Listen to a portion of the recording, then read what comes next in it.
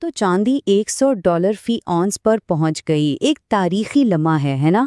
سرمایہ کار تو جشن منا رہے ہیں، لیکن اسی کے ساتھ مارکیٹ میں ایک بالکل غیر متوقع بحران پیدا ہو گیا ہے۔ آج ہم اسی عجیب تضاد کو سمجھیں گے کہ آخر اتنی بڑی خوشخبری کچھ لوگوں کے لیے اتنا بڑا سردرد کیوں بن گئی۔ اور یہ رہا وہ نمبر جس کا سب کو انتظار تھا، $100 اور 21 سینٹ فی اونس۔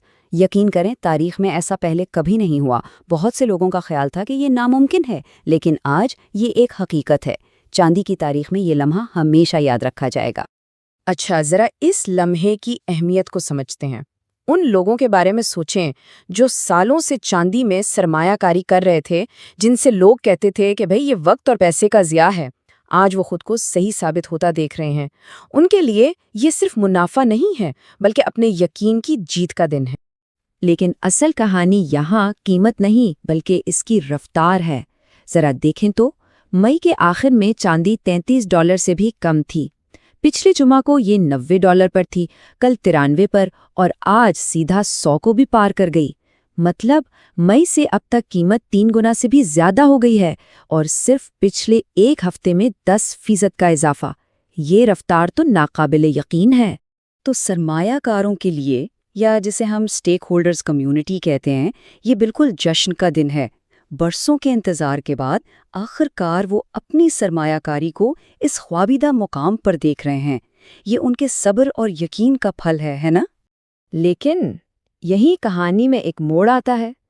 اگر خبر اتنی اچھی ہے تو پھر سکوں کی دکانوں یعنی کوئن شاپس کے لیے یہ بحران کیوں پیدا کر رہی ہے؟ یہیں سے ہمارا مرکزی تضاد شروع ہوتا ہے، جہاں سرمایہ کاروں کا جشن انڈسٹری کے لیے ایک بہت بڑا چیلنج بن گیا ہے۔ اس سلائیڈ پر دونوں تصویریں بالکل صاف ہیں۔ ایک طرف سرمایہ کار ہیں جو منافع کما رہے ہیں اور خوشیاں منا رہے ہیں، دوسری طرف ڈیلرز ہیں جن پر کام کا بوجھ ہے، کیش کی کمی ہے، اور وہ خریداری روکنے پر مجبور ہیں۔ مطلب ایک ہی واقعہ ایک کے لیے خواب ہے تو دوسرے کے لیے ایک ڈراؤنا خواب۔ چلیں اس مسئلے کو ایک حقیقی مثال سے سمجھتے ہیں۔ ہم مسوری کے ایک بڑے ڈیلر اسکاٹسمین کوئن اینڈ جیولری کی کیس سٹڈی پر نظر ڈالتے ہیں تاکہ یہ جان سکیں کہ آخر زمین پر ہو کیا رہا ہے۔ اور یہ اسکاٹسمین کا چونکا دینے والا اعلان تھا۔ سوچیں ذرا، ایک اتنا بڑا اور معتبر ڈیلر عوام سے چاندی خریدنا بند کر رہا ہے۔ یہ کوئی چھوٹی بات نہیں ہے۔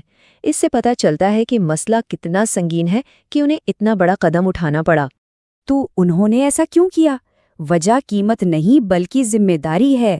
انہوں نے مارکیٹ کے حالات کی وجہ سے غیر منصفانہ طور پر کم قیمتیں دینے کے بجائے خریداری کو ہی روکنے کا فیصلہ کیا۔ یہ ان کی اپنے گاہکوں کے ساتھ ایمانداری کو ظاہر کرتا ہے۔ تو اس فیصلے کے پیچھے کی منطق کیا تھی؟ پہلا قدم، ان کے پارٹنرز یعنی ریفائنریز کی کام کرنے کی حد ختم ہو گئی۔ دوسرا قدم، اس کی وجہ سے ڈیلر کو ان سے ملنے والی پیمنٹس میں شدید تاخیر ہونے لگی۔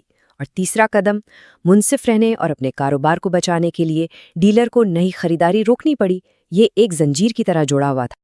چلیں اب اس بنیادی مسئلے پر بات کرتے ہیں جو پوری انڈسٹری میں یہ دباؤ پیدا کر رہا ہے، یعنی کیش فلو، نقد رقم کے بہاؤ کا بحران۔ یہ اس پورے معاملے کی جڑ ہے۔ کیش فلو کی رکاوٹ آخر ہے کیا؟ بہت آسان الفاظ میں، جب ایک کاروبار بیچنے والوں کو فوری طور پر جو رقم دیتا ہے وہ اس رقم سے بہت زیادہ ہو جائے جو اسے ریفائنریوں سے تاخیر سے واپس ملتی ہے، تو بس اس کا سارا کیش ختم ہو جاتا ہے۔ آئیے اس پورے عمل کو ایک ایک قدم کر کے سمجھتے ہیں۔ سب سے پہلے ایک گاہک ڈیلر کو چاندی بیچتا ہے اور اسے فوراً نقد رقم مل جاتی ہے۔ یہاں تک تو سب ٹھیک ہے۔ اس کے بعد ڈیلر وہ چاندی ایک ریفائنری کو بھیجتا ہے اور ایک قیمت طے کر لیتا ہے۔ اس سے ڈیلر قیمت میں کمی کے خطرے سے تو محفوظ ہو جاتا ہے، لیکن ادائیگی میں تاخیر کا مسئلہ اب بھی اپنی جگہ موجود ہے۔ لیکن اصل مسئلہ یہاں سے شروع ہوتا ہے۔ چونکہ ہر کوئی چاندی بیچ رہا ہے، ریفائنریاں آنے والی چاندی کے اس بے تحاشا ہجوم کو سنبھال ہی نہیں پا رہی، جس کی وجہ سے کام کا ایک بہت بڑا انبار لگ گیا ہے۔ اس بیک لاگ کا سیدھا نتیجہ یہ نکلتا ہے کہ ڈیلر کو اپنی رقم واپس لینے کے لیے کئی ہفتوں تک انتظار کرنا پڑتا ہے، جبکہ وہ اپنے گاہکوں کو تو پہلے ہی ادائیگی کر چکا ہے۔ اور نتیجہ کیا نکلتا ہے؟ डीलर की नकदी रकम खत्म हो जाती है और वो मजीद खरीदारी रोकने पर मजबूर हो जाता है। और यही वो जगह है जहां एक अच्छा भला मुनाफा कमाने वाला बिजनेस भी सिर्फ कैश ना होने की वजह से बैठ जाता है। तो असल मुजरिम सिर्फ ऊंची कीमत नहीं है, बल्कि वो बेमिसाल रफ्तार है जिससे ये कीमत बढ़ी। रफ्तार ही असल मसला है। ये चार्ट सारी कहानी बता रहा है। एक तरफ एक छोटी सी काबिल इंतज़ाम लहर है और दूसरी तरफ वो सुनामी है जो मार्केट ने अभी अभी देखा है। फ़र्क बिल्कुल साफ है। अगर कीमत आहिस्ता आहिस्ता बढ़ती ना तो मार्केट इसे संभाल लेती, लेकिन इस रॉकेट की तरह तेज़ इजाफे ने पूरे सिस्टम में बेचने की एक ऐसी दौड़ शुरू कर दी जिसके लिए मार्केट का इंफ्रास्ट्रक्चर तैयार ही नहीं था, और यही उस बहरान की असल वजह बनी। अच्छा, तो आइए अब इस सारी मालूमात को समेटते हैं और देखते हैं कि इस सब का असल मतलब क्या है। इससे हमें क्या अहम सबक मिलता है। तो अहम बातें क्या हैं? पहली, स्क्रीन पर नजर आने वाली कीमत वो नहीं जो आपको नकद में मिल सकती है।